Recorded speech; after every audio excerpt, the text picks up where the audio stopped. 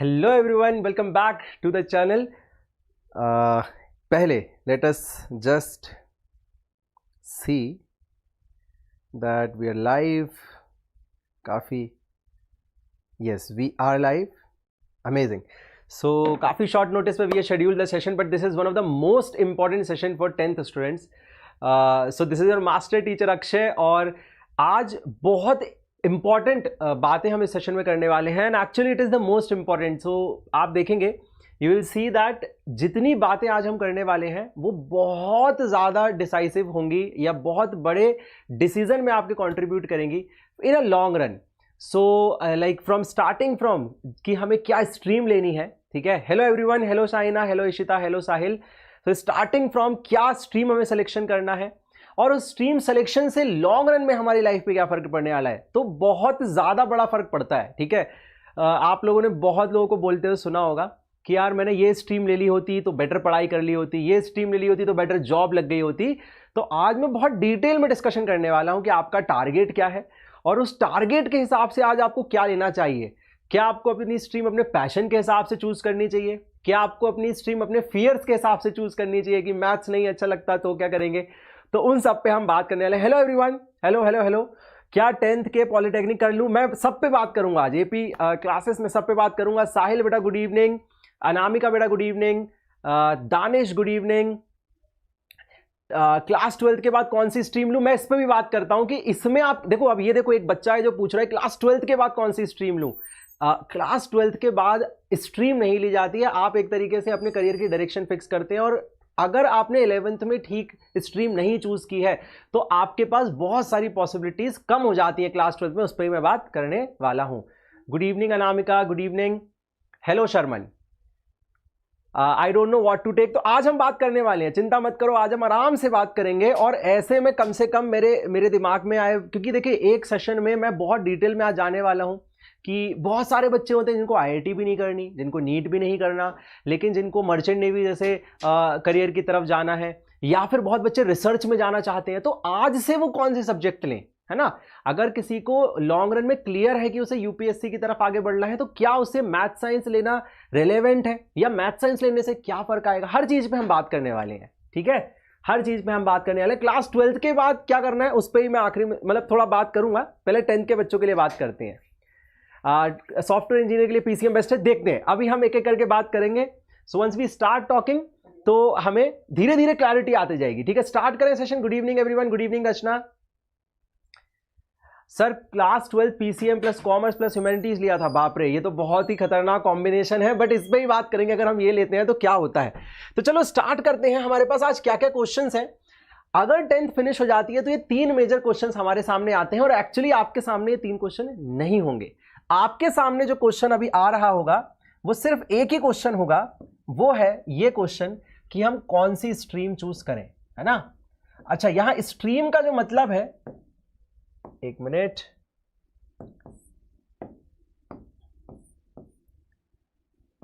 जादू हो रहा है. ओके, ऐसा नहीं होना चाहिए था. Just give me a minute, है ना, 1 मिनट दीजिएगा मुझे, क्योंकि आज काफ़ी कुछ हमें लिखना भी है. चलो 1 मिनट से जल्दी से रीस्टार्ट कर लेते हैं, बिकॉज हम टाइम वेस्ट नहीं करेंगे और जल्दी से रीस्टार्ट कर लेंगे इस चीज़ को. नोट है ना, 1 minute, where is note. Yes, हाँ आपके और कुछ questions. Hello hello hello. I hate math so suggested. Purvanshi मैं बात करने वाला हूं, मैं बात करने वाला हूं, बस मैं बात करने वाला हूं. हिंदी में करियर बनाना है, क्या करूं? वेल विशर, इस पे बात कर लेंगे. हिंदी में करियर बनाना है तो हिंदी में आप कैसे करियर बनाना चाहते हैं, आप टीचिंग की तरफ जाना चाहते हैं या किसी और तरीके से उसमें आगे बढ़ना चाहते हैं, उस पर हम बात करते हैं. 1 मिनट, हमारा ये board, let me just open the file, फिर हम स्टार्ट करते हैं. अच्छा, वैसे आप लोग क्या क्या, एक बार बताओ आपके दिमाग में क्या क्या है. एक बात कमेंट्स में बताओ कि क्या क्या आप सोच रहे हो, मतलब आफ्टर 12th आप क्या करने की सोच रहे हो. क्या आप इंजीनियरिंग की तरफ जाना चाहते हो, नीट मतलब एमबीबीएस डॉक्टर बनना चाहते हो. एक बार मैं कमेंट में देखना चाहता हूं सो दैट हमें भी एक क्लैरिटी हो कि बच्चे क्या क्या सोचते हैं और फिर कैसे डिसाइड करते हैं, इस पर मैं बात करूंगा. ठीक है, क्या हमारा पेन चल रहा है, देख लेते हैं। जी हाँ, चल रहा है। तो देखो, अच्छा, क्या बात है, बहुत बढ़िया, बहुत बढ़िया। चलिए, तो अगर हम बात करें, स्ट्रीम का मतलब यह है कि आप कौन सा सब्जेक्ट या कॉम्बिनेशन ऑफ सब्जेक्ट लें, है ना, सब्जेक्ट और कॉम्बिनेशन ऑफ सब्जेक्ट। अभी आप देखेंगे मैं कॉम्बिनेशन क्यों बोल रहा हूं, अभी आपको क्लियर हो जाएगा थोड़ी देर में कि कॉम्बिनेशन में क्यों बोल रहा हूं। लेकिन बहुत कम बच्चे होते हैं जो स्ट्रीम के साथ ये सोचते हैं कि यार मेरी करियर की क्या प्लानिंग है। और ऐसे आपको लग रहा होगा कि 10th तो बहुत सारा अर्ली क्लास है ये सोचने के लिए हम करियर में क्या करेंगे। देखो, ऐसा नहीं है। एक्चुअली देखा जाए कि अगर आपको थोड़ा भी, आप अभी से अपने करियर के बारे में सोच लेते हैं, अगर 1% एनर्जी भी देते हैं, तो आपके लिए हर चीज बहुत ही एक सिस्टमैटिक वे में होगी अगले 2 साल, है ना। आज से अगर आपको क्लियर है कि आपको 2 साल बाद डॉक्टर बनना है, तो आप आज से थोड़ी सी उस हिसाब से अपनी प्लानिंग करेंगे, और जब प्लानिंग सही करेंगे तो आपके टारगेट बहुत इजीली अचीव हो जाएंगे, है ना। बहुत बच्चों को मैंने देखा है, ऐसे बहुत सारे बच्चे हैं जो नीट करना चाहते हैं, है ना, डॉक्टर बनना चाहते हैं, बट उनकी 11th में फिजिक्स वीक हो जाती है। तो फिजिक्स जब वीक हो जाएगी तो आप कैसे नीट कर पाएंगे, है ना। फिर आपको 1 ड्रॉप, 2 ड्रॉप, 3 ड्रॉप भी लेना पड़ेगा, ठीक है। तो इसलिए हम आराम से एक एक करके डिस्कस करेंगे। सर अभी मुझे पीसीएम, तो मैं आपके डाउट्स भी लूंगा, है ना। बोर्ड एग्जाम में कम आए तो पीसीएम स्ट्रीम वापस ले लेंगे। मैं क्या करूं, मुझे पीसीएम में बहुत मन है पढ़ने का, इस पे भी हम बात करेंगे कि अगर ऐसा नहीं होता तो क्या करना है। देखो, तो सबसे पहले हम पहले क्वेश्चन की तरफ आगे बढ़ते हैं। And the first question is कि सबसे पहले अगर आप अपने गोल को, एंड गोल को फिक्स कर लेंगे, तो स्ट्रीम उस हिसाब से अगर आप लेते हैं, है ना, तो आपके लिए रास्ता बहुत आसान हो जाएगा। आप अगर थोड़ा सा भी, ये बोलते हैं ना कि भाई आपका लॉन्ग टर्म विजन क्लियर होना चाहिए, तो पहले हम अपने लॉन्ग टर्म विजन को समझ लें कि क्या क्या लॉन्ग टर्म पॉसिबिलिटीज है। बहुत बच्चों को तो यही आइडिया नहीं होता कि डॉक्टर और इंजीनियर्स के अलावा भी हम बहुत कुछ कर सकते हैं, है ना। तो करियर प्लानिंग एक्चुअली बहुत इंपॉर्टेंट हो जाती है। जो बच्चा बहुत अच्छे से और बहुत early stage in his career या early stage in his life अपने करियर पे सेट होना चाहता है ना। आप देखेंगे बहुत सारे स्टूडेंट होते हैं जो इवन कॉलेज करने के बाद भी उनको जॉब्स नहीं मिलती। आज इंडिया में ऐसी हालत है कि बहुत सारी डिग्रीज है जिसको आप करने के बाद भी, मतलब 11th 12th खत्म करने के बाद अपना कॉलेज खत्म करने के बाद भी जॉब नहीं मिल रही है। तो ऐसा होना नहीं चाहिए। ऐसा क्यों हो रहा है? क्योंकि आपकी जो पहले 6 साल की प्लानिंग है, मतलब 11th 12th और कॉलेज की जो प्लानिंग है वो अच्छी नहीं है। तो इसलिए हमें क्या करना है, अभी थोड़ा सा बात करना है कि क्या क्या करियर अपॉर्चुनिटीज, और हो सकता है आज आपको जब इस पर मैं डिस्कस करूं तो आपके नए नए रास्ते खुल जाए, आपका दिमाग खुल जाए कि यार ये चीज मेरे लिए बनी हुई है और मैं इस हिसाब से सोचूंगा स्ट्रीम क्या लेनी है ना। मार्क्स के हिसाब से नहीं सोचूंगा कि भाई ज्यादा अच्छे मार्क्स हैं तो हो सकता है बच्चा मैथ में चला गया, हो सकता है उसे मैथ समझना है बाद में। ज्यादा कम मार्क्स है तो हो सकता है उसने भाई कॉमर्स ले लिया। नहीं, मैं चाहता हूं कि आप थोड़ा सा उसको भी कॉन्शियसली चूज करें। कॉमर्स भी कर रहे हैं तो, या आपका टारगेट थोड़ा क्लियर हो तो आप उसमें मेहनत कर पाए, मोटिवेशन से आगे बढ़ पाए, ठीक है। देखो, तो मेजर जो हमारे पास करियर ऑप्शन है, इसके अलावा बहुत सारे करियर ऑप्शन है, लेकिन एक मेजर करियर ऑप्शन जो है सबसे पहला वो है इंजीनियरिंग। इंजीनियरिंग मतलब जहां पे आपने सुना होगा कंप्यूटर साइंस इंजीनियर, है ना, CS इंजीनियर। फिर आपने क्या सुना है, बहुत बच्चे होंगे जिन्होंने सुना होगा मैकेनिकल इंजीनियर।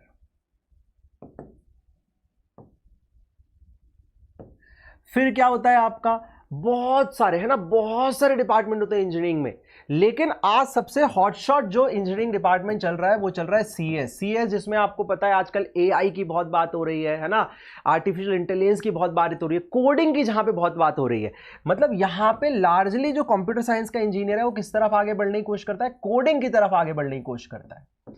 तो अगर हमें कोडिंग वाले रास्ते पे आगे बढ़ना है या किसी भी इंजीनियरिंग एस्पेक्ट में आगे बढ़ना है, तो किसी भी इंजीनियरिंग, चाहे कोई भी इंजीनियरिंग ले लें, आप सिविल इंजीनियरिंग ले लें, है ना। बहुत बच्चे होते हैं जिनको टेक्सटाइल इंजीनियरिंग में इंटरेस्ट होता है, राइट। बहुत बच्चे होते हैं जिनको टेक्सटाइल इंजीनियरिंग में इंटरेस्ट होता है।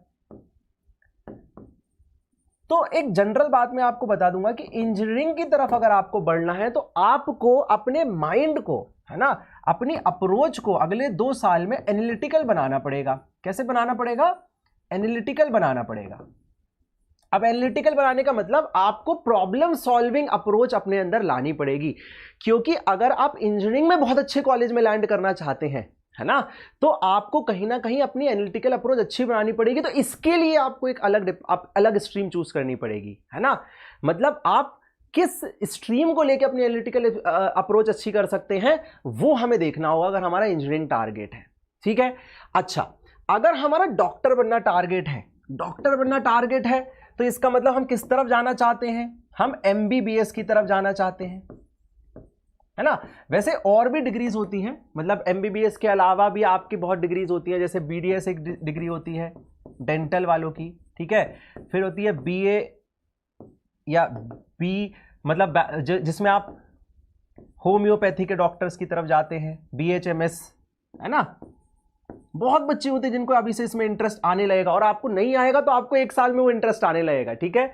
या फिर आप आयुर्वेदा की तरफ जाना चाहते हैं, तो इसके लिए आपको क्या अप्रोच रखनी है, इसके लिए भी आपको एग्जाम क्रैक करना पड़ेगा, है ना।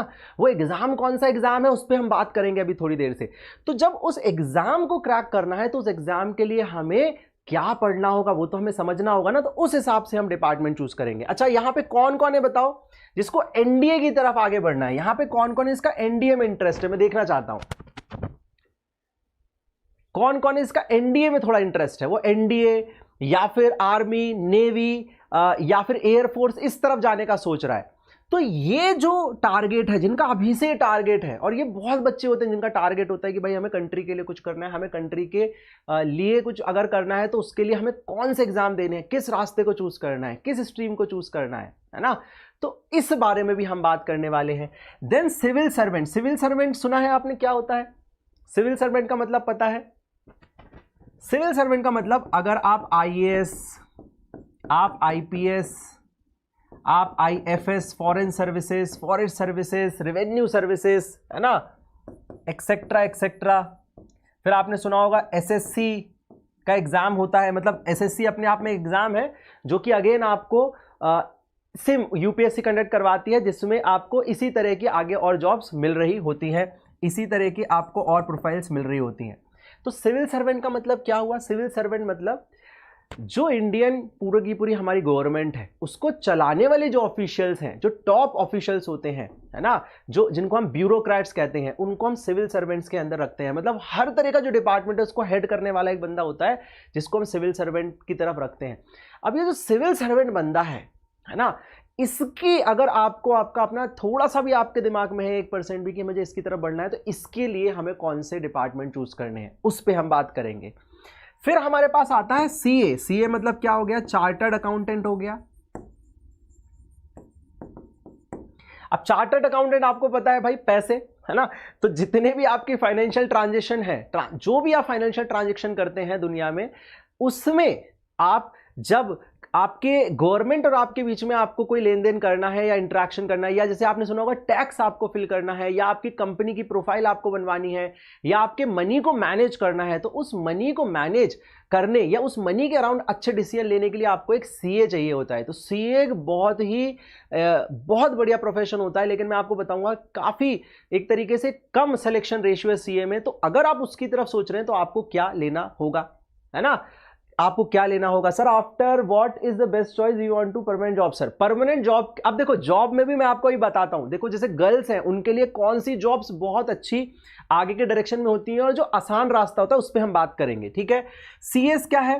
कंपनी सेक्रेटरी, ये भी आप समझ सकते हैं CA जैसी जॉब है, कुछ उसी तरह की जॉब है, ठीक है। अच्छा, फिर आपका एक होता है मर्चेंट नेवी। किस किसने मर्चेंट नेवी के बारे में सुना है? किस किसने मर्चेंट नेवी के बारे में सुना है? बताइए। बहुत ल्यूक्रेटिव है, वन ऑफ दी, अगर मैं कहूं one of the highest paid job अगर कहीं पे है तो मर्चेंट नेवी है। मर्चेंट नेवी में क्या होता है? तो जैसे नेवी होती है, नेवी क्या होती है? समुद्र में जो बेसिकली बड़े ऑपरेशंस होते हैं गवर्नमेंट ऑफ इंडिया के लिए, मतलब समुद्र की एक तरीके से जो सेना है, समुद्र की एक तरीके से जो हमारे पास सोल्जर्स हैं, उनको हम नेवी कहते हैं। लेकिन मर्चेंट नेवी एक दूसरी चीज है। मर्चेंट नेवी क्या है कि जो आपने देखा होगा एक कंट्री से दूसरे कंट्री जो सी के थ्रू या ओशन या वाटर बॉडीज के थ्रू जब कोई सामान जाता है और बहुत बड़े बड़े शिप्स में जाता है, तो उसको पूरा मैनेज करने के लिए एक पूरा यूनिट होता है। है ना। और उस यूनिट को संभालने के लिए एक नया एक तरीके से प्रोफेशन बनाया जिसे हम कहते हैं मर्चेंट नेवी। तो मतलब उसमें कैप्टन होता है, उसमें इंजीनियर्स होते हैं, उसमें क्लीनिंग जॉब्स होती हैं, उसमें बहुत सारी डिफरेंट प्रोफाइल्स होती है एक मर्चेंट नेवी के अंदर, और ये बहुत ल्यूक्रेटिव होता है। मतलब अगर मैं आपको बताऊं, दुनिया का one of the highest package वाली जॉब्स में से एक आता है। मतलब यहां पे अगर एक कैप्टन होता है तो उसकी पता है आपको जो तनख्वाह है वो 10 लाख पर मंथ से ऊपर भी चली जाती है ना। और 10 लाख पर मंथ अगर आपको एक नॉर्मल ऊपर जितने ही फील्ड है उसमें अगर आपको बनाना है तो बहुत ज्यादा, है ना, आपको एफर्ट करने पड़ेंगे। यहां भी बहुत एफर्ट है, ऐसा नहीं कि आप कैप्टन एक बार में बन सकते हैं, 10 12 15 साल के बाद आप कैप्टन बनते हैं। लेकिन this is a very lucrative job. जैसे आपने सुना होगा जो हवाई जहाज उड़ाने वाले पायलट्स होते हैं उनकी जॉब भी बहुत ल्यूक्रेटिव होती है। तो ये सारी जॉब इसी के अंदर आ जाएगी, वो भी, है ना। पायलट के लिए भी जो रास्ता है वो सेम ही है ना। और मैं आगे क्या करूंगा, आज के सेशन में मैं आपको पूरा जनरल व्यू देने वाला हूं, ठीक है। जनरल व्यू देने वाला हूं कि किस तरफ आगे बढ़ेंगे तो क्या लेना है, ठीक है। इसके बाद मैं छोटे छोटे सेशंस और करूंगा कि सिर्फ इंजीनियरिंग जॉब, सिर्फ इंजीनियरिंग की तरफ अगर टारगेट है तो बहुत डिटेल में क्या करना है अगले 2 साल में, सिर्फ डॉक्टर की तरफ है तो बहुत डिटेल में क्या करना है उस पर भी हम बात करने वाले हैं। तो ये कुछ मैंने करियर ऑप्शंस डिस्कस किए आपके लिए। अब किन करियर ऑप्शंस के लिए क्या क्या डिफरेंट हमारे कॉम्बिनेशंस बनते हैं वो हम देखने वाले हैं, ठीक है। तो देखो 4 कॉम्बिनेशन में आपके लिए लेके आया हूं जो आप चूज कर सकते हैं, जो बहुत ही स्टैंडर्ड कॉम्बिनेशन है। लेकिन इनके फायदे क्या हैं, इनके घाटे क्या हैं, सिर्फ ये करने से क्या होगा या क्या क्या रह जाएगा, वो सब हम बात करने वाले हैं। तो पहला है मैथ साइंस, इस पे हम बात करेंगे, बायोलॉजी एंड साइंस। तीसरा है आपका ह्यूमैनिटीज, और चौथा है आपका कॉमर्स। देखो मैथ्स एंड साइंस की बात करते हैं, है ना। तो मैथ्स एंड साइंस का मतलब क्या, ठीक है। मैथ्स एंड साइंस का मतलब आप साइंस में केमिस्ट्री और फिजिक्स चूज कर रहे हैं और साथ में आप मैथमेटिक्स चूज कर रहे हैं। बायोलॉजी प्लस साइंस का मतलब है आप बायोलॉजी तो ले रहे हैं और साइंस है जो है उसमें आप फिजिक्स और केमिस्ट्री चूज कर रहे हैं। एक्चुअली क्या होता है बेटा, 10th क्लास में तो आपकी साइंस की बुक में तीनों चीज होती है, लेकिन 11th क्लास में आपकी फिजिक्स में अलग 2 बुक्स होंगी, ठीक है। फिजिक्स में अलग 2 बुक्स होंगी और केम में आपके अलग 2 बुक्स होंगी, राइट। इसी तरीके से ऑब्वियसली बात है यहां भी सेम हो जाएगा, 2 बुक्स एंड 2 बुक्स, राइट। और यहां पे मैथ में भी 2 बुक्स होंगी। तो पहले तो बहुत लोगों को यही नहीं पता होगा, मतलब बहुत लोग तो अभी स्टार्ट नहीं किए होंगे तो उनको पता नहीं होगा कि यहां पे दो बुक्स होने वाली हैं। बायोलॉजी में कितनी बुक हो जाएंगी, 2 बुक हो जाएंगी। तो अगर आप इस रास्ते से आगे बढ़ते हैं, ध्यान से देखिएगा, अगर आप इस रास्ते से आगे बढ़ते हैं तो आप किस किस करियर की तरफ आगे बढ़ सकते हैं। अगर आप मैथ्स के स्टूडेंट हैं तो मैं आपको रिवर्स इंजीनियर करके बता रहा हूं कि अगर आप ये लेते हैं तो ये आप आगे बढ़ सकते हैं, है ना। और अगर उल्टा फिर आप उसको लगा सकते हैं। आपने देख लिया कि सर ने बताया कि अगर हम मैथ्स प्लस साइंस लेते हैं तो हम इंजीनियरिंग की तरफ आगे बढ़ सकते हैं। और कौन सा एग्जाम देना होगा इंजीनियरिंग के लिए, आपको जेई मेंस देना होगा इंजीनियरिंग के लिए। तो अगर आपका टारगेट जेई है तो आपको क्या लेना है, मैथ्स और साइंस लेना है। तो आपको इस तरीके से डिसाइड करना है कि यार मैथ्स साइंस अगर मैं ले रहा हूं ना तो मैं जेई की तरफ आगे बढ़ पाऊंगा, या फिर मैं और किस तरफ आगे बढ़ सकता हूं, मैं एनडीए जैसी अगर मेरे को जॉब में आगे बढ़ना है तो भी मैं आगे बढ़ सकता हूं। याद रखना लेकिन एनडीए में प्योरली मैथ साइंस के अलावा जनरल अवेयरनेस, आपके क्रिटिकल थिंकिंग, आपकी जनरल नॉलेज, ये सब भी बाद में ऐड होती है, लेकिन बेस यही होगा उसका, मैथ्स और साइंस। और इवन 11 12 की मैथ साइंस भी नहीं, 10 तक की मैथ साइंस उसका वो होता है, ठीक है, बेस होता है। अब यही मैथ साइंस वाला बंदा, अब एक बच्चा पूछ रहा है सर आर्किटेक्चर की तरफ कैसे जाते हैं, तो बेटा जेई ही दूसरा एक एग्जाम करवाती है, जेई 2 एग्जाम करवाती है, एक इंजीनियरिंग के लिए करवाती है बेटा और एक आर्किटेक्चर के लिए करवाती है, ठीक है। तो आर्किटेक्चर देने के लिए भी अगर तुम्हें अच्छे कॉलेज से आर्किटेक्चर करना है, बड़े बेहतरीन कॉलेज से आर्किटेक्चर करना है, तो उसके लिए भी आपको मैथ साइंस लेके ही क्या करना होगा, आगे बढ़ना होगा। ये मैं किस आर्किटेक्चर की बात कर रहा हूं, सिविल वाले आर्किटेक्चर की बात कर रहा हूं, या इंटीरियर डिजाइनर जो बनते हैं उन सब की जो पढ़ाई होती है वो भी जेई एक एग्जाम करवाती है, ठीक है। अच्छा, फिर हमारे पास और कौन सा प्रोफेशन है, तो हमारे पास यहां पे अब अगर हम मैथ साइंस लेते हैं तो एक और रास्ता है, हम आगे जाकर रिसर्च की तरफ जा सकते हैं। रिसर्च में हम क्या रास्ता चूज करेंगे, हम बीएससी कर रहे होंगे आगे। जैसे हम जब इंजीनियरिंग करते हैं तो क्या करते हैं बेटा, इंजीनियरिंग में हम बीटेक करते हैं, ठीक है, लेकिन रिसर्च में हम क्या करेंगे, बीएससी प्लस एमएससी की तरफ हम आगे बढ़ रहे होंगे, है ना। और फिर इसमें आगे एक और क्या आ जाएगा, फिर आप पीएचडी कर सकते हैं, राइट, और इसी तरीके से आप आगे बढ़ सकते हैं। अब ध्यान सुनिएगा, जो मैथ साइंस है ना, एक ऐसा फील्ड है, अगर आप एक बार ले लेते हैं ना तो आप और भी बहुत सारे एग्जाम्स में आगे अच्छा कर सकते हैं। जैसे जो बच्चियां होती हैं ना, जो हमारी फीमेल स्टूडेंट्स हैं जितनी भी, उनमें एक बहुत बड़ा, छोटे शहरों में अगर आप जाएंगे तो एक बहुत बड़ा कल्चर है कि वो बैंक, है ना, बैंक जॉब्स करना चाहते हैं या फिर गवर्नमेंट जॉब्स करना चाहते हैं। तो गवर्नमेंट जॉब्स के लिए भी आपका मैथ साइंस आपका एक बेसिक रिक्वायरमेंट है, ठीक है ना। How can I get seat in IIT, बेटा सीट आईआईटी में लेने के लिए आपको क्या देना पड़ेगा, जेई मेंस देना पड़ेगा, फिर जेई एडवांस देना पड़ेगा, और आगे। अब यूपीएससी के लिए कौन सी स्ट्रीम सेलेक्ट करें, इस पर ही मैं बात करूंगा कि यूपीएससी एक्चुअली इस स्ट्रीम से भी हो सकती है, लेकिन ऐसा देखा गया है कि जो बच्चे ह्यूमैनिटीज से आगे बढ़ते हैं, अभी हम देखेंगे ह्यूमैनिटीज से आगे बढ़ने में क्या फायदा होता है, वो बच्चे यूपीएससी की तरफ एक बेटर अपर एज लेते हैं। क्यों अपर एज लेते हैं उस पर मैं अभी बात करूंगा। अच्छा, अब देखो ये बच्चे ना फिर भी कहीं ना कहीं लैंड कर जाते हैं। ये जो बच्चे होते हैं ये फिर भी क्या करते हैं, मैं आपको बताऊं, कहीं ना कहीं किसी ना किसी तरीके से चीजों में लैंड कर जाते हैं। लेकिन जो हमारी सेकंड कैटेगरी है, सेकंड कैटेगरी क्या है, सेकंड कैटेगरी हमारी बायोलॉजी वाली। अब ये बच्चे गलतियां करते हैं, है ना। क्या जेई टफ है, जेई टफ नहीं है बेटा, कोई भी चीज टफ नहीं होती, लेकिन हाँ डेफिनेटली अगर मैं एग्जाम्स की बात करूं तो JEE is one of the most toughest exam आपके 12th लेवल पे, तो डेफिनेटली वो टफ होगा। अब देखो जो बायो वाला बच्चा है ना, वो सबसे पहले क्या सोचता है, वो सबसे पहले सोचता है एमबीबीएस करूंगा, डॉक्टर बनूंगा। क्या बनूंगा, डॉक्टर बनूंगा। और डॉक्टर बनने के लिए उसे क्या देना है, नीट देना है। और यहां पे मैं आपको ये बता सकता हूं, पिछले साल का डेटा देख के, पिछले 5 साल से डायरेक्टली मैं कनेक्टेड रहता हूं नीट के बच्चों से, और वो डेटा मैं आपको देख के बता सकता हूं। अगर आप जाएंगे और मान लीजिए आपके पास 7 से 8 हजार जो अच्छे कॉलेज में डॉक्टर पहुंच रहे हैं, अगर आप उनकी रिसर्च को देखेंगे, उनके डेटा को देखेंगे, तो आप पाएंगे कि वो एक बायो का बच्चा नहीं होता। बायो का बच्चा नहीं होता, इसका क्या मतलब है, बायो का बच्चा नहीं होता मतलब वो बायो के साथ भी क्या लेता है, वो बायो के साथ भी मैथ लेता है। तो अगर आप बेटा नीट की तरफ जा रहे हैं तो आपको बायो प्लस मैथ लेना चाहिए। और मैथ्स जो है आप उसको एक एडिशनल सब्जेक्ट की तरफ लीजिए। कैसे लीजिए, एडिशनल सब्जेक्ट की तरफ लीजिए।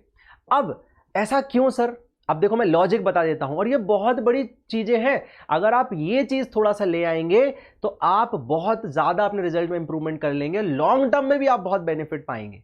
जो भी बायो का बच्चा है मैं उसे सजेस्ट करता हूं कि वो मैथ को एक एडिशनल सब्जेक्ट की तरह ले। क्यों, क्योंकि बेटा बायो वाला जो बच्चा है ना, उसके लिए सबसे डिफिकल्ट जो चीज होती है वो होती है फिजिक्स। क्यों डिफिकल्ट होती है बताओ फिजिक्स, क्योंकि फिजिक्स में मैथमेटिक्स आती है, और वो मैथमेटिक्स उसको रटना पड़ जाता है। क्यों, क्योंकि उसने उसका बेसिक नहीं करा, है ना, है ना, उसने बेसिक नहीं करा।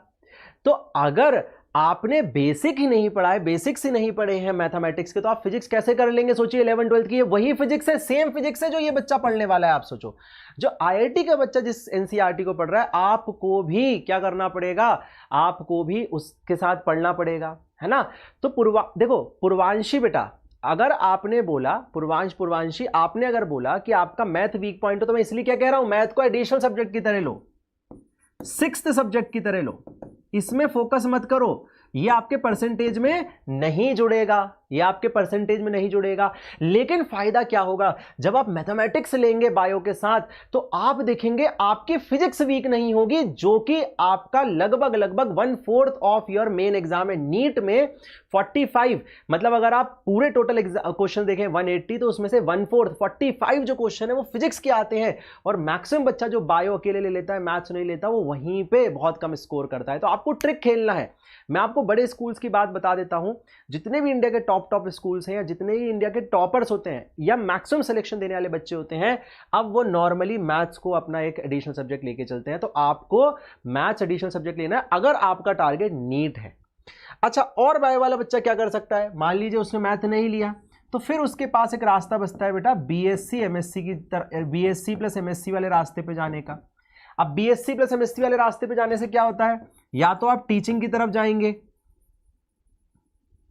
या फिर आप रिसर्च की तरफ जाएंगे। अच्छा, बहुत लोगों को रिसर्च को लेके एक डाउट है ना, नहीं बेटा टफ नहीं होता, मैंने आपको बता दिया कभी भी पीसीएम भी टफ नहीं होगा अगर आप मैथ को कैसे देखेंगे, एडिशनल सब्जेक्ट की तरफ देखेंगे। अब बहुत बच्चों को लगता है कि भाई ये जो रिसर्च है ना, वो रिसर्च क्या है, वो बहुत ही एक ऐसा ऑप्शन है इंडिया में जो कि बहुत ज्यादा पैसे वाला ऑप्शन नहीं है। तो देखो इंडिया में तो ये बात सही है कि रिसर्च में लॉन्ग टर्म में पैसा है, मतलब रिसर्च के लिए तो आपको पहले एक बीएससी की डिग्री, फिर एमएससी की डिग्री, फिर रिसर्च करना होगा और फिर आपका करियर कहीं बनेगा। लेकिन मैं आपको गारंटी कर सकता हूं कि रिसर्च एक ऐसा रास्ता है जहां बहुत कम लोग जा रहे हैं, और ये जो अप्रोच होती है ना, भीड़ से अलग आप अगर कभी भी चलेंगे तो आप बहुत अच्छा ही करने वाले हैं लाइफ में। तो मेरे पास इसके बहुत सारे रियल एग्जांपल जिनको हम चैनल पे लेके आएंगे धीरे धीरे, ठीक है, जिन्होंने रिसर्च फील्ड से आज अपनी लाइफ को इतना अच्छा बना लिया है कि उनकी जो सैलरीज है वो IITians या डॉक्टर से भी बहुत अच्छी है, वो लोग उनसे भी बहुत अच्छा अर्निंग कर रहे हैं, है ना। तो रिसर्च भी एक बहुत अच्छा ऑप्शन है अगर आप अच्छे से उसकी तरफ आगे बढ़े। और बायो वाला जो बच्चा है वो भी रिसर्च की तरफ आगे इजीली बढ़ सकता है, जैसे मैथ्स वाला बच्चा आगे बढ़ सकता है।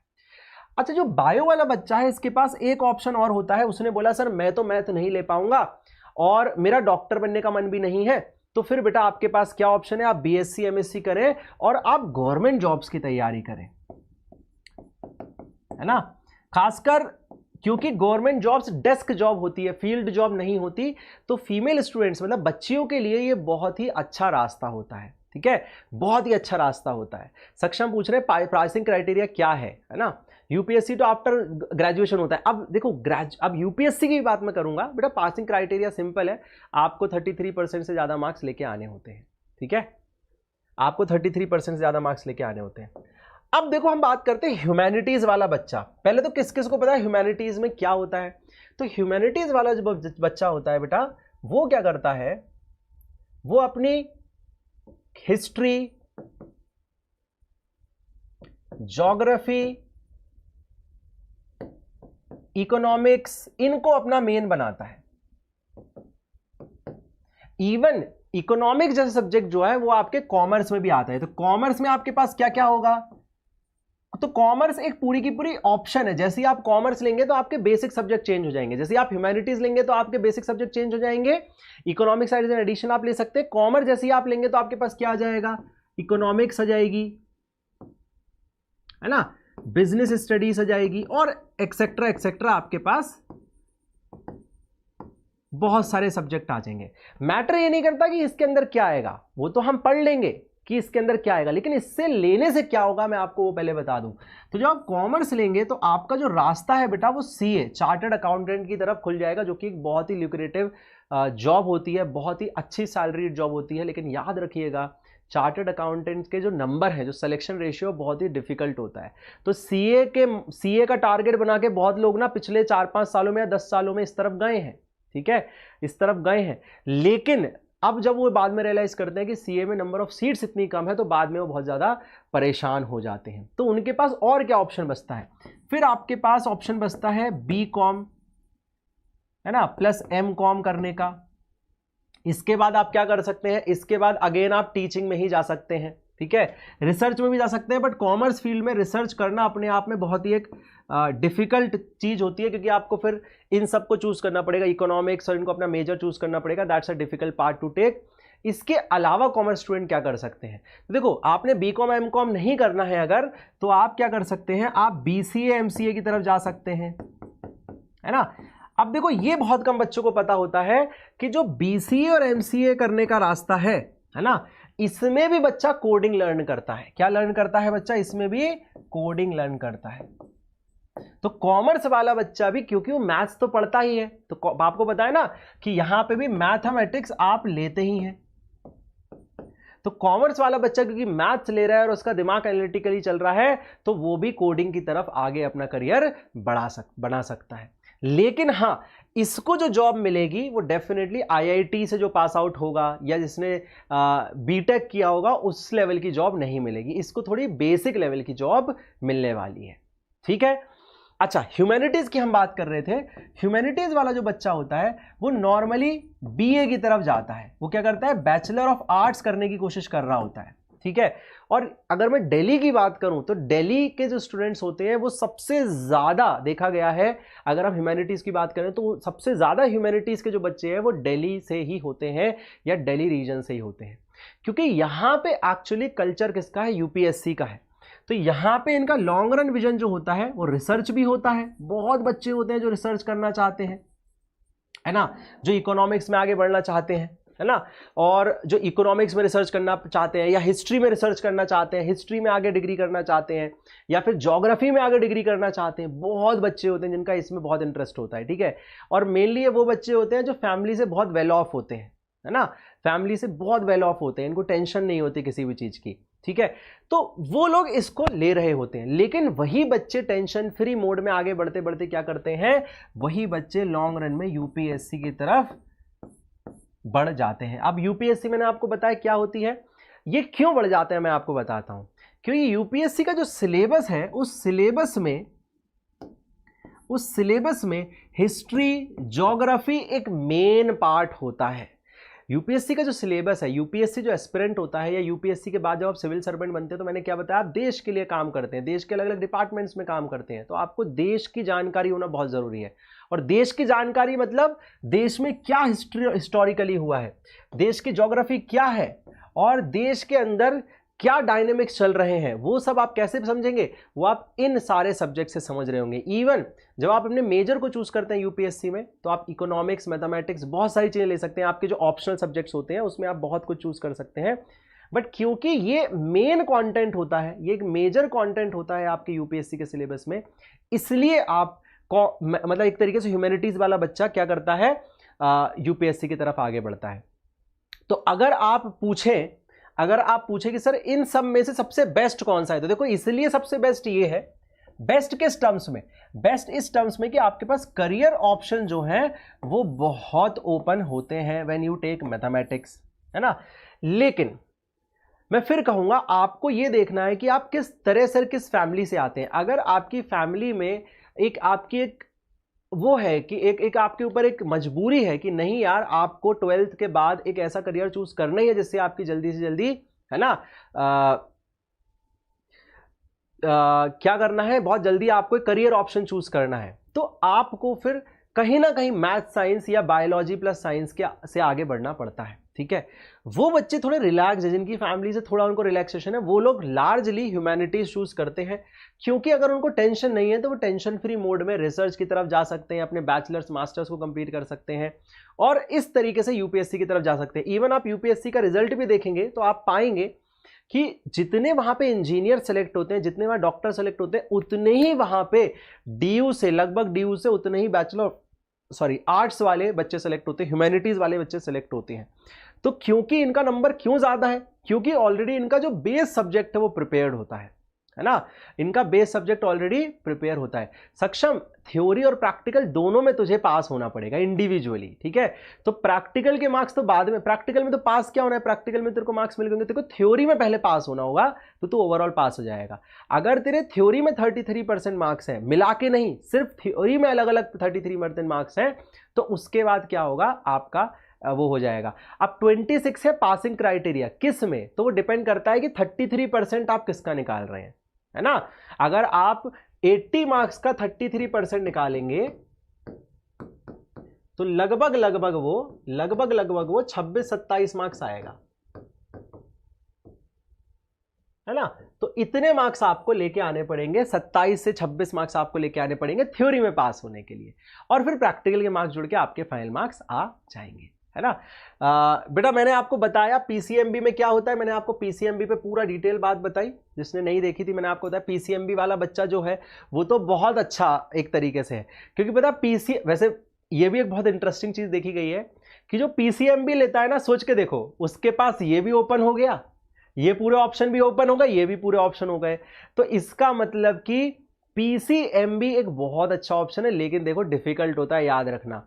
तो उसमें आप क्या कर सकते हो, जिसका मेन मैथ फोकस है वो बायो को एडिशनल ले लेना, जिसका बायो फोकस हो मैथ को एडिशनल ले लेना। एडिशनल जिसको लोगे वो ध्यान रखना, तो तुम्हारा पहला जो इंटरेस्ट है, लेट्स से तुम्हारा बायो इंटरेस्ट है, तो मैथ को एडिशन ले लेना, और अगर मैथ में आपका मेन इंटरेस्ट है तो आप बायो को एडिशन ले सकते हैं। ठीक है, तो आज मैंने ना बहुत ब्रीफली सब पे डिस्कस कराया आपके लिए। ठीक है, सब चीजों पे बहुत ब्रीफली डिस्कस किया है।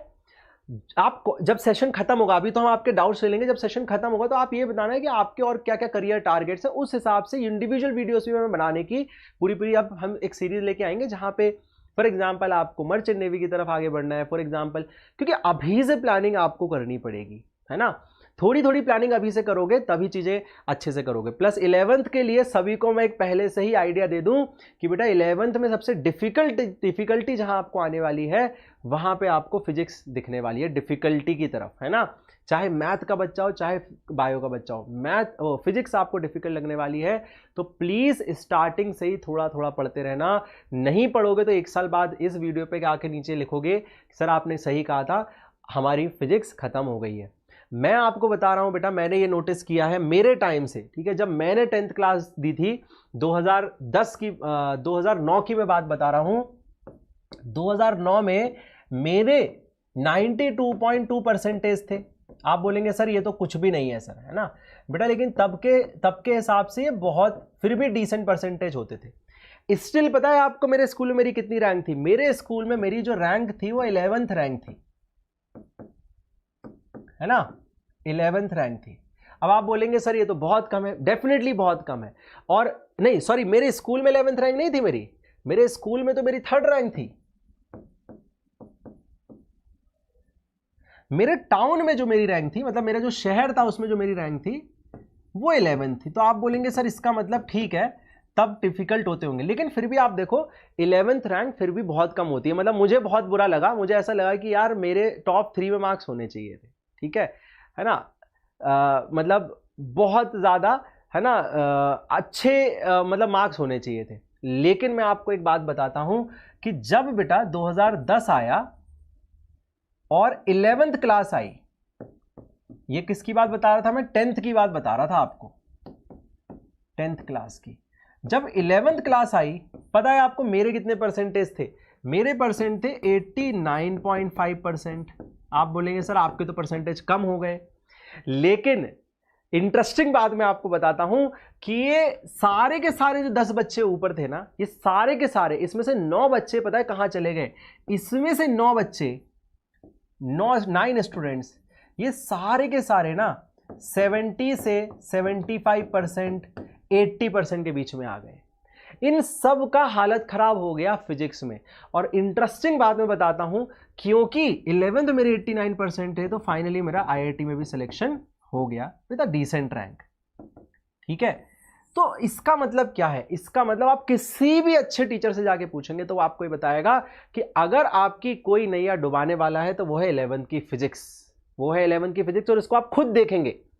इस बात को जितने लोगों ने सुन लिया है वो इसको ध्यान से इस बात को नोटिस करना कि 11th की फिजिक्स ही आपको डुबाने वाली है, क्योंकि बेटा सिलेबस वाइड होने वाला है, बहुत बड़ा होने वाला है। तो अगर मैंने आपको पहले ही बता दिया तो आप एक गलती नहीं करेंगे, एक अच्छा बच्चा उस गलती को नहीं करेगा। ठीक है सर, अभी मुझे पीसीएम मिल गई है, स्कूल वाले कह रहे हैं कि बोर्ड एग्जाम में कम आए तो पीसीएम स्ट्रीम वापस ले लेंगे, मैं क्या करूं? मुझे पीसीएम में बहुत मन है। दे देंगे, 75 से ऊपर ले आएगा तो दे देंगे।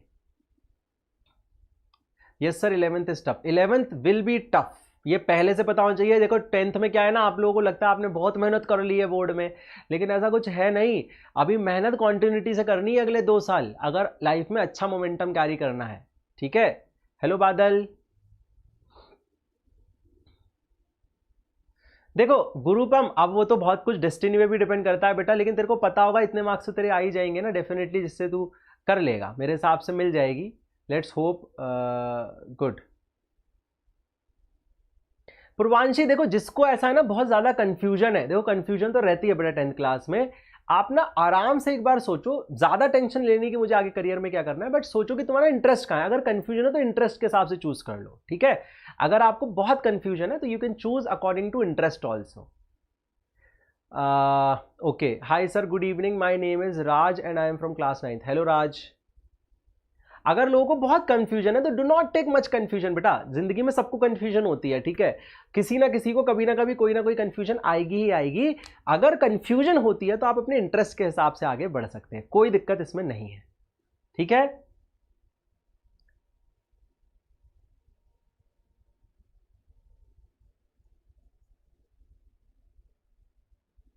सर ऑनलाइन कोचिंग बेस्ट है ऑफलाइन? देखो बेटा, अब मैं कहूंगा कि अगर ऑफलाइन आपके आसपास अच्छी है तो डेफिनेटली ऑफलाइन ज्वाइन करो, लेकिन आज के समय में ऑनलाइन कोचिंग के इतने एडवांटेजेस हैं जो ऑफलाइन को बीट कर रहा है। मतलब चाहे आप कोटा तक की न्यूज़ सुन लोगे तो भी आपको समझ आ जाएगा कि कोटा में भी अब ऑफलाइन में बच्चे जाना इतने बंद कर चुके हैं। क्यों? क्योंकि ऑनलाइन में यार जो एडवांटेज है ना कि आपका टाइम बचता है।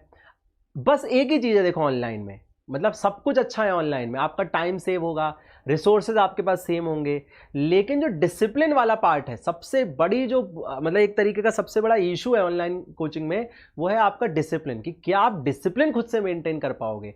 तो ऑफलाइन का सबसे बड़ा एडवांटेज क्या है? वो है डिसिप्लिन, है ना, ये सबसे बड़ा एडवांटेज है ऑफलाइन का। देखो टीचर्स भी आपको सेम मिल जाएंगे ऑनलाइन में, कंटेंट भी सेम मिल जाएगा, लेकिन क्या आप सेल्फ डिसिप्लिन हो पाएंगे? अगर सेल्फ डिसिप्लिन हो पाएंगे तो आप ऑनलाइन ही ले बेटा, ऑफलाइन कभी ना ले, क्योंकि ऑफलाइन में आपका समय बहुत वेस्ट होता है, बहुत ज्यादा वेस्ट होता है, ठीक है।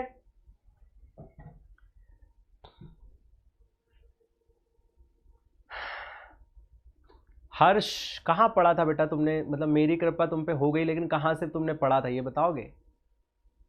हाई सर मैं कोरियोग्राफर बनना चाहती हूँ तो क्या लेना चाहिए?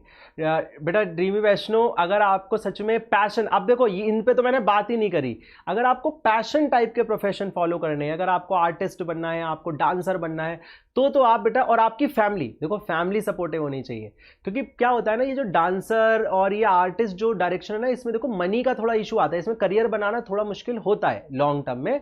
तो अगर पेरेंट्स सपोर्टिव है तो इजी से इजी डिपार्टमेंट लो बेटा, है ना, जिससे आसानी से जिंदगी निकल जाए और बाद में अपने अपने पैशन को फॉलो करना, ठीक है।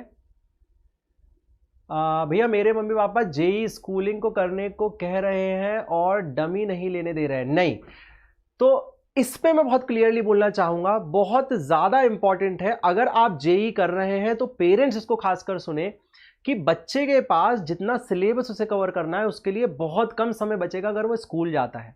तो जेई वाला जो स्टूडेंट है खासकर, उसको आपको प्राइवेट या डमी स्कूलिंग करवानी जरूरी है, या फिर आपको उसको एक ऐसे स्कूल में डालना है जहां पे स्कूल में भी जेई की तैयारी होती है। क्योंकि हम ना डायलेमा में नहीं जी सकते, हम ये नहीं कह सकते कि यार तू स्कूल भी कर ले और फिर बच्चे टाइम में जेई कर ले, आपका बच्चा जेई बहुत कम पॉसिबिलिटी है कर पाए। तो प्लीज इसको अच्छे से समझे कि अगर आप जेई कर रहे हैं तो उसको ज्यादा से ज्यादा टाइम दे, सो दैट वो आपको जो आपकी एक्सपेक्टेशन है अगर उससे, उसको वो अच्छे से फुलफिल कर पाए। तो इसको आपको याद रखना है। Selection ratio and quality of offline can not be beaten by online. देख लो सर, ये सक्षम अच्छी सही बात है, सक्षम की बिल्कुल सही बात है। क्यों? क्योंकि उसमें डिसिप्लिन बहुत होता है। तो ऑफलाइन की जो सिलेक्शन रेशियो है वो डेफिनेटली ऑनलाइन कभी भी कंपीट नहीं कर पाएगा, ये बात बिल्कुल ठीक है। लेकिन अच्छी बात यह है कि ऑनलाइन में भी धीरे धीरे बहुत अच्छे रिजल्ट्स निकलने लगे हैं, ठीक है। चलो, तो हम ऐसे, मतलब अब मैं चाहता हूं मैं अगले कम से कम 10 दिन तो इसी तरह के सेशंस आपके लिए रेगुलरली करते रहूंगा, सो दैट आप जब अप्रैल में जाएं और अपनी स्ट्रीम को चूज करें तो आप कॉन्फिडेंट हो। एक सेशन से देखो सब कुछ समझ नहीं आता है ना, हम धीरे धीरे जब सेशंस कर रहे होंगे, बार बार बात कर रहे होंगे, है ना, तो बार बार हम बात कर रहे होंगे तो हमें बहुत अच्छे से चीजें और क्लियर हो रही होंगी, है ना। जाट मैंने फिर से बोला है, अगर सेल्फ डिसिप्लिन बना सकता है तो बेटा तू ऑनलाइन से कर सकता है और बहुत अच्छे से कर सकता है, ठीक है, ठीक है। चलो एवरीवन, मेरे को कमेंट्स में बताना और आपको किन किन किस किस क्या क्या आप दिमाग में सोच रहे हो, कहां कहां आप आगे बढ़ना चाहते हो, उस हिसाब से मैं छोटे छोटे वीडियोस आपके लेके आऊंगा according to your career options. अगर आपको लगता है कि आपका कोई भी यूनिक करियर ऑप्शन है तो उस पर मैं एक छोटी 10 से 15 मिनट की वीडियो बनाऊंगा, क्या एग्जाम लेना है, क्या सब्जेक्ट्स लेना है और किसी हिसाब से आगे बढ़ना है। सर वेदांतु पे कोई बैच है यूपीएससी के लिए? यूपीएससी के लिए बेटा अभी कोई बैच नहीं है, लेकिन आप डेफिनेटली अगर अभी से पढ़ रहे हैं तो आपको यूपीएससी के लिए कोई बैच नहीं ज्वाइन करना है। अच्छा, हर्ष तो ऑलरेडी कॉलेज में है ना, तो कर सकता है। रिसर्च पे एक अलग से वीडियो बनाएंगे और एक सीनियर को लेके आएंगे। तो अब मैं कोशिश कर रहा हूं कि हर वीडियो को जब मैं बताऊं, चाहे आईआईटी के लिए वीडियो बनाऊं, चाहे डॉक्टर के लिए, तो अब आपके किसी सीनियर को लेके आऊं जिससे हम क्वेश्चन पूछें और वो आपको रिलेवेंट आंसर्स दें। तो इस सीरीज को मैं लेना चाहता हूं, ठीक है, इस सीरीज को मैं लेके आना चाहता हूं। आप कमेंट में बताना ये सीरीज कैसी रहेगी। हम आपके सीनियर को ही लेके आते हैं, उससे क्वेश्चंस करेंगे कि उसने 9th में क्या किया, उसने 10th में कैसे डिसीजन लिए, है ना। उन लोगों से पूछेंगे तो वो और अच्छे से आपको बताएंगे। जैसे रिसर्च के लिए मैं आपको एक बहुत मतलब बेहतरीन स्टूडेंट है हमारी, उसको लेके आऊँगा जो अभी इजराइल में रिसर्च कर रही है, और आप गेस नहीं कर सकते उसकी सैलरी कितनी होगी। तो इजराइल में भी उसकी 3.5 to 4 lakh rupees a month salary है, ठीक है, जबकि उसने इंडिया से BSc MSc किया है। तो वो सारी चीज़ें मैं आपको बताऊँगा। जेई की बहुत स्टूडेंट्स हैं, ऐसे भी स्टूडेंट हैं जिनने आईआईटी के बाद टीचिंग चूज़ करी है, तो बहुत बेहतरीन लोग हैं जो बहुत अच्छा कर रहे हैं, ठीक है। तो उनको हम लेके आएंगे और उनसे आपके लिए बहुत सवाल जवाब करेंगे, तो वो लोग आपको और बेटर गाइड कर पाएंगे। आपके भैया दीदी हैं, बहुत अच्छे से गाइड कर पाएंगे, ठीक है। चलो, बाय एवरीवन। सर बैच लेकर यूपीएससी का प्रिपरेशन क्यों नहीं कर सकते? बिल्कुल कर सकते हैं, बिल्कुल बैच लेकर क्यों नहीं कर सकते। और लेकिन यूपीएससी अभी से प्रिपेयर नहीं करना है, अभी बस सोचना है। यूपीएससी तो तुम कम से कम 12th के बाद स्टार्ट करना, प्रिपेयर करना है ना, 2nd या 3rd ईयर में स्टार्ट करना, अभी नहीं, ठीक है। लॉयर के लिए सबसे अच्छा जो ऑप्शन है वो है क्लैट एग्जाम होता है, ठीक है, कॉमन लॉ एडमिशन टेस्ट एक एग्जाम होता है बेटा, ठीक है, CLAT। ये मैथ वाले बच्चे भी दे सकते हैं, ये मैं कवर नहीं किया तो अभी बता देता हूं, कॉमन लॉ एडमिशन टेस्ट, ठीक है। इसी तरह के इनफॉर्मल सेशन रखेंगे, बात करते रहेंगे और जो डाउट आएंगे उनको हम करते जाएंगे। तो कॉमन लॉ एडमिशन टेस्ट जो है, इससे सीधे आपको क्या मिलते हैं, नेशनल लॉ यूनिवर्सिटीज मिलती हैं बेटा, है ना। जैसे आईआईटी होते हैं ना, गवर्नमेंट के इंजीनियरिंग के लिए कॉलेज है आईआईटी, या जैसे तुमने एम्स सुना होगा, वैसे ही लॉ के लिए गवर्नमेंट कॉलेज। और बेटा अगर आपने यहां से लॉ कर लिया तो समझो बिल्कुल आपकी मतलब आप टॉप नॉच लॉयर्स की तरफ आगे बढ़ोगे। Even most of the student जो इस कॉलेज से पढ़ते हैं वो जज बनने की तरफ आगे बढ़ने की कोशिश करते हैं, मतलब उनका टारगेट जज होता है या उनका टारगेट यूपीएससी भी होता है ना। तो ये भी बहुत अच्छे लॉन्ग टर्म टारगेट होते हैं। तो उसके लिए आप क्या कर सकते हैं, CLAT क्लैट कर सकते हैं, ठीक है। चलो, bye everyone, take care. And also one more important thing, अगर आप यूपी से हैं तो लखनऊ में Vedantu has open another offline centre very recently, है ना। तो आप उसको भी जाके चेकआउट कर सकते हैं, एक बार विजिट कर सकते हैं अगर आप लखनऊ के आसपास हैं। जस्ट इन्फॉर्मेशन मेरे को याद आई बिकॉज आई वो शूटिंग में एक सेशन शूट कर रहा था, मुझे आज ही याद आया। कल मैं एक सेशन शूट कर रहा था तो मेमोरी में आया, that you can also check out. हम और बात करते रहेंगे, आगे मैं और सेशंस लेके आऊँगा इसी तरह के आस्क मी डाउट सेशन वाले, जनरल डिस्कशन। धीरे धीरे आपको क्लैरिटी आती जाएगी। हम एक एक चीज़ पे और डिटेल में बात करेंगे, यूपीएससी पे ही बात करेंगे, नीट पे ही बात करेंगे, और कोशिश है आपके सीनियर्स को भी सेशन में लेके आया जाए, ठीक है। चलो, bye everyone, take care. This is your master teacher Akshay, और बहुत जल्दी मैं आपको मिलूंगा नेक्स्ट सेशन से, नेक्स्ट सेशन की प्लानिंग के लिए, ठीक है। और बहुत हाई प्रोबेबिलिटी है कि मैं, आप YouTube पे जाके देखेंगे मेरा नाम अक्षय और आप क्लास 11th या क्लास 12th के लेक्चर सर्च करेंगे तो आपको मेरी बहुत लेक्चर्स मिलने वाले हैं। तो मैं पूरी कोशिश कर रहा हूं कि आपके लिए मैं 11th और 12th का कंटेंट भी यहां से लेके आऊं। अब वो अभी देखते हैं वो हो पाएगा नहीं हो पाएगा, लेकिन मज़ा आएगा। Bye everyone, take care, bye bye bye.